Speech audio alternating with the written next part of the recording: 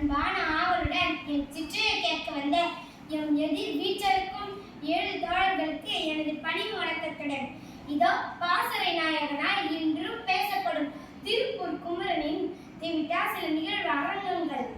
சென்னிமலை சிகரம், செறிவுற்ற திண்ணம், பளீர் என்ற தோற்றம், பார்ப்போரின் கண்மறையார் கண்ணியம், கையில் தேசிய கொடி, உவகையில் தேகம் மீட்ட தேசப்பற்று, குருதி சிந்திய குணாளன், குலம் காத்த நாயகன், காந்தி வெளி வந்த சாந்தி சாந்தி சாந்தி சகாப்தன் என்ற மிளிரும் உணர்வுகள் மிஞ்ச கதராடை கம்பீரத்தில் கடமை கண்ணியம் காத்த நேர் நிமிர்ந்த தொப்பியுடன் நேர்மை கொண்ட நேசப்பற்றாளனாய் மட்டுமில்லை தேசப்பற்றாளனாய் நம் இமை முன் நிற்பவர்தான் கொடிகாத்த குமரனாம் திருப்பூர் குமரன்.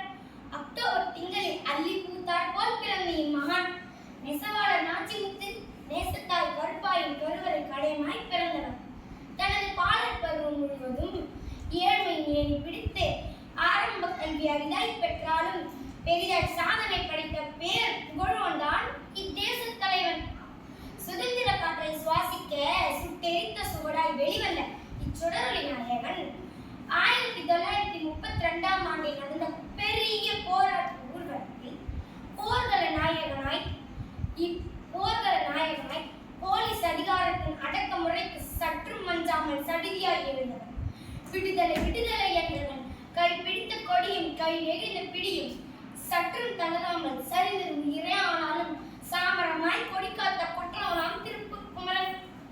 இன்று நாம் எப்படி தேச போராளியா? நம் கொடிக்காத்த குமரன் அடிசுவடிகளா? இல்லை, அகிம்சை வழியில் அற போராளிகளா? சற்று சிந்திப்போம். விஞ்ஞானம், கல்வி, வளர்ச்சி என விந்தை உலகமானாலும் சுதந்திர இந்திய சுகப்பிரசவம் அடைந்த அந்த சுமைகள் தாங்கிய நிமிடங்களை சற்றேனும் நாம் மறக்கக்கூடாது, சலிப்புடனும் வளர்க்கக்கூடாது. தேசம் காப்பது நம் சுவாசமாக வேண்டும். வீசும் காற்றுக்கு வீர விடுதலை உணர்வுகள் வித்திட வேண்டும். கொடி காத்த குமரனாய் ஜனனமிடு, குலம் காத்த குமரனாய் புலனமிடு. கொடி காத்த குமரனே, உன் திருவடி சேர்வோம் மரபனே, உம்மை போன்ற நாட்டுப்பற்று எம்மை தாங்கட்டும். அதை ஏற்பற்று தேசம் காப்போம், நானும் என் உயிர் விற்று. எனக்கு வாய்ப்பளித்த சுதந்திர ஐக்கியத்திற்கு நன்றி கூறி விடைபெறுகிறேன். நன்றி, வணக்கம்.